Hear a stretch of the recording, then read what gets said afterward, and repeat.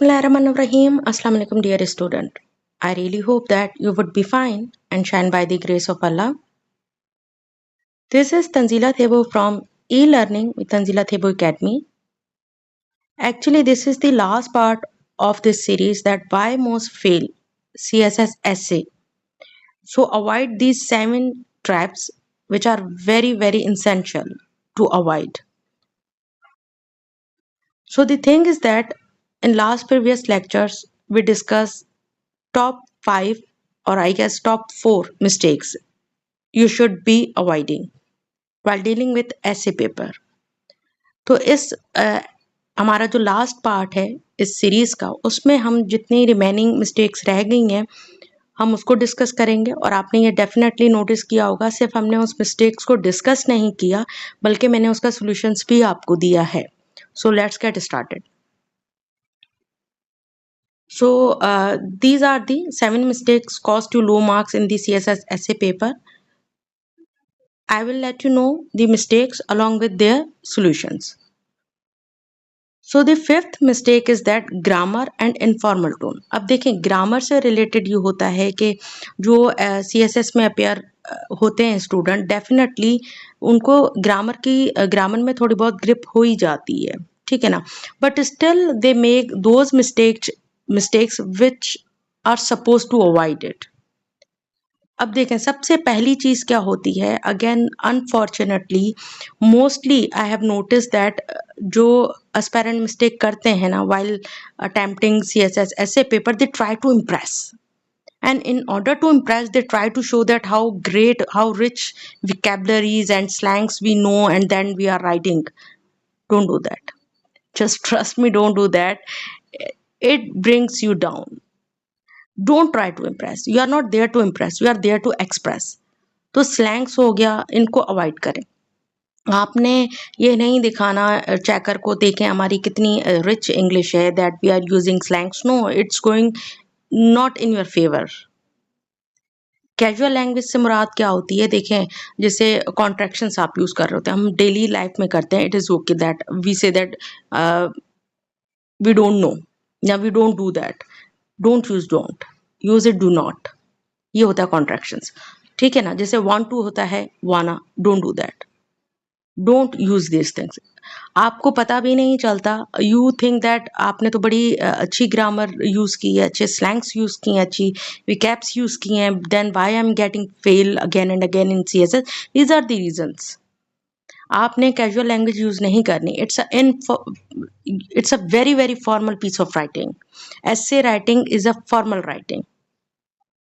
और एक चीज मैं बताना चाहूंगी इधर, you are not suppose to use should. Again there are two school of thoughts. Most of the aspirant don't know about it कि वो शुड यूज कर रहे होते हैं व्हाइल गिविंग दीज सजेशंस कि गवर्नमेंट शुड. No, never. ये आपके marks cut करते हैं. There are two school of thought. कुछ कहते हैं मेंटोर के it's okay to use should, but I'm telling you, being a topper of CSS in my competition at national level, so मैं आपको बहुत ही फॉर्मल वे में बता रही हूँ कि इट इज़ नोटिस्ड कि आपने शुड यूज़ नहीं करना होता, कभी भी नहीं करना होता. आप उसकी जगह मस्ट यूज़ करेंगे. सो अवॉइड यूजिंग शुड, ठीक है. Verb tenses errors, incorrect sentence structure. अच्छा ये चीज़ मैं आपको बहुत इम्पोर्टेंट है जिसको बच्चे थोड़ा सा अवॉइड कर लेते हैं. देखें आपकी राइटअप में ना वैरायटी होनी चाहिए. ये मैंने सेंटेंस स्ट्रक्चर्स का मैंने आई थिंक अपलोड किया था lecture as far as I remember, but फिर भी मैं चेक करती हूँ. अगर नहीं किया तो आई विल अपलोड इट. अगर मैंने कर लिया है तो मैं इसका लिंक उस लेक्चर का डिस्क्रिप्शन बॉक्स में मैं मेंशन कर लूंगी, then you can watch it. आपके राइटअप में वैरायटी होनी चाहिए, वैरायटी के साथ साथ वो करेक्ट होना चाहिए. तो sentence structure is very important. Keep it simple but there must be variety. एक ही चीज नहीं होनी चाहिए. तो इन चीजों पे आपने काम करना है. तो इसका सोल्यूशन क्या है? Very simple is that right in formal language. आपने इन चीजों का ध्यान रखना है कि आप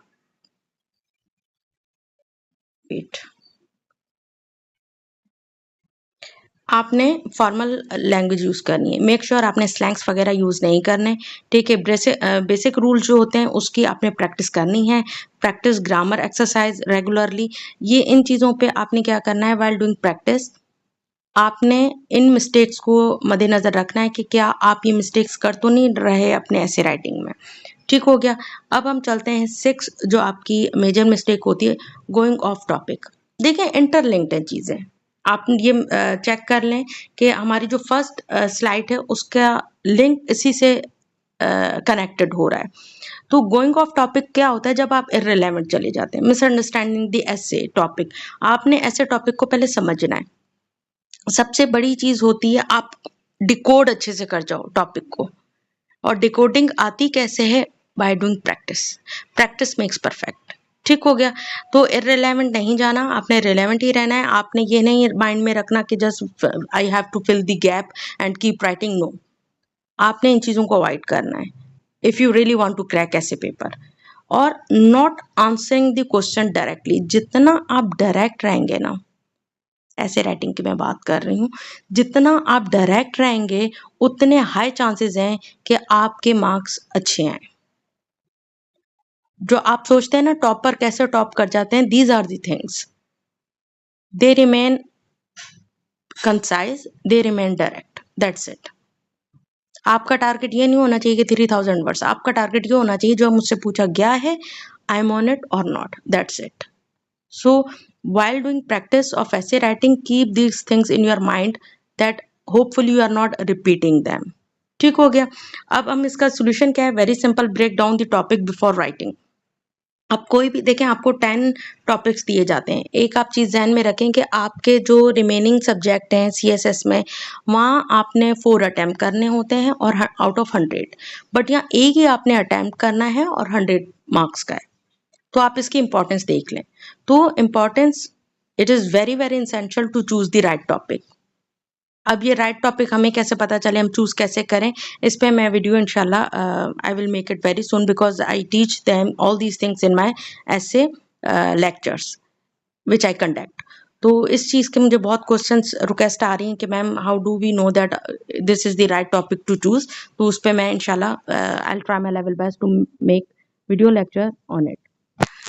ब्रेन स्टॉर्मिंग आपने क्या करनी है, आपने टॉपिक को रहना है और ब्रेन स्टॉर्मिंग की 11 एस्पेक्ट्स होते हैं। वो मैं ब्रेन स्टॉर्मिंग के जब मैंने व्हेन आई टीच के how to do it, how to do brain storming, तो वो मैं बता देती हूँ कि 11 एस्पेक्ट क्या होते हैं। उसी में रहकर आपने क्विकली 10 to 15 मिनट्स में आपकी परफेक्ट आउटलाइन बन जाती है। ठीक हो गया। So you have to keep these things to avoid this mistake. अब हम आते हैं last but not the least, जो आपकी मिस्टेक होती है, पुअर टाइम मैनेजमेंट। अगर आपको याद है, अगर आपने इसका फर्स्ट लेक्चर देखा है, तो मैंने कहा था पुअर स्ट्रक्चर ऑफ ऐसे राइटिंग, वो इसी से लिंक्ड है। जब आपकी टाइम मैनेजमेंट नहीं होती, इनकम्प्लीट ऐसे, लाइक अगर आपने इंट्रो लिखा है, बॉडी पैराग्राफ्स लिखे हैं और कंक्लूजन नहीं लिखा, this is the major reason behind of getting fail. ठीक हो गया। तो यहाँ कभी कभार आप ऐसा करते हैं, चलें आपने इंट्रो लिखा, आपने कंक्लूजन भी लिख लिया, बट आपने 2-3 जो आपने आउटलाइन बनाई थी उसमें से जो आइडियाज थे 2-3 स्किप कर दिए और आपको लगा कि checker is very fair enough, कोई मसला नहीं, मैंने पूरा स्ट्रक्चर तो दे दिया है। बट ऐसा नहीं होता। अगर आपकी वो आउटलाइन, ये भी होता है कभी कभार, मोस्टली इट हैपेंस के एक आउटलाइन वो चेक करेंगे, अच्छी लगी उनको, वो इनसाइड चेक करेंगे has it been written about it और नॉट। तो ये चीज आप जरा कंसंट्रेट कीजिएगा कि ये avoided. No time left for proof reading. तो टाइम मैनेजमेंट बहुत इंपॉर्टेंट है। अगेन वही बात है, ये आता है प्रैक्टिस से। Practice makes perfect. तो प्रैक्टिस रहेगी आपकी तो आपकी स्पीड भी बढ़ेगी, आइडियाज भी जनरेट होते रहेंगे। So do practice. So the last part of it, that poor time management को कैसे आप करेंगे, spend first 10 to 15 minutes planning. Planning से मुराद ये कि ब्रेन स्टॉर्मिंग आपने करनी है। जैसे मैंने पहले कहा कि 10-15 मिनट में आपकी परफेक्ट आउटलाइन बन जाती है। तो it is possible if you follow the regular practice. Right quickly but neatly, ये चीज़ आपने जहन में रखनी है कि आपकी राइटिंग ऐसी हो अब बच्चे कहते हैं काफ़ी कि मैम हमारी राइटिंग तो अप टू द मार्क नहीं है, to be very honest not mine either, so it's not a big deal. वैसे भी कहते हैं कि जो क्रिएटिव माइंडेड होते हैं उनकी राइटिंग इतनी यानी कि अप टू द मार्क नहीं होती, so it's totally okay, still you can top in essay writing, अगर आपके आइडियाज़ क्लियर हो, अगर आप टू द पॉइंट हो, अगर हाँ लिखा हुआ जो उसमें स्पेलिंग मिस्टेक्स ना हो, this is very important, neat हो, जो लिखा है नीट हो, स्पेलिंग मिस्टेक ना हो, ठीक है। ये तमाम चीज़ें आपने रखना है। Keep track on time during exam, ये बिल्कुल इंपॉर्टेंट चीज़ है। आपने वॉच पहने रखनी है, वॉच पहन नहीं सा यानी if you are not use to it then अपने सामने रख लें, टाइम को देखते रहें। Time management is very very very essential in not only in essay writing, in your life as well. ठीक हो गया। सो क्विक रिव्यू में आपको बताऊं, जो पूरा ये सीरीज थी 7 मिस्टेक्स की, पहले था पुअर स्ट्रक्चर जो मैं एक्सप्लेन कर चुकी हूँ, और फिर मैंने सिर्फ एक्सप्लेन ही नहीं किया, मैंने इसका सोल्यूशन भी दिया था। वीक थीसिस स्टेटमेंट, ये चीज़ें तमाम चीज़ें मैं एक्सप्लेन कर चुकी हूँ कि किस तरह आपने इस चीज़ को सिर्फ अवॉइड ही नहीं करना, आपने किस तरह अवॉइड कर सकते हैं वो भी मैंने बताया था। So the thing is that now it's time to do it practically. Comment below, write a strong thesis statement. आपने क्या करना है, now it's your task that now it's a task that write a strong thesis statement. आपने कोई भी एक topic choose करना है, मैं टॉपिक्स आपको दे रही हूँ, नेक्स्ट स्लाइड्स में है, उनमें से किसी भी एक टॉपिक को चूज करें आप, और उसकी थीसिस स्टेटमेंट आपने शॉर्ट एंड कंसाइज, और वो मैं बता चुकी हूँ आपको प्रीवियस लेक्चर में कि थीसिस स्टेटमेंट होती क्या है, your stance about the topic, that's it. तो आपने स्ट्रॉन्ग थीसिस स्टेटमेंट कमेंट में आपने लिखनी है, देन इंशाल्लाह आई ट्राई माय बेस्ट कि मैं उसको रीड करूं और उसको फिर मैं रिस्पॉन्स भी दूं। These are the topics, then you can choose any of them and make statement, thesis statement, ठीक है। फिर आपने उसको जस्टिफाई भी करना है, ठीक है ना। So practice time, drop your thesis in comments box. So hopefully आपको अच्छे से समझ आ गया होगा, but if you have any kind of question, any Curie, any confusion, you can ask me. तो इंशाल्लाह मिलते हैं नेक्स्ट लेक्चर में। Stay blessed.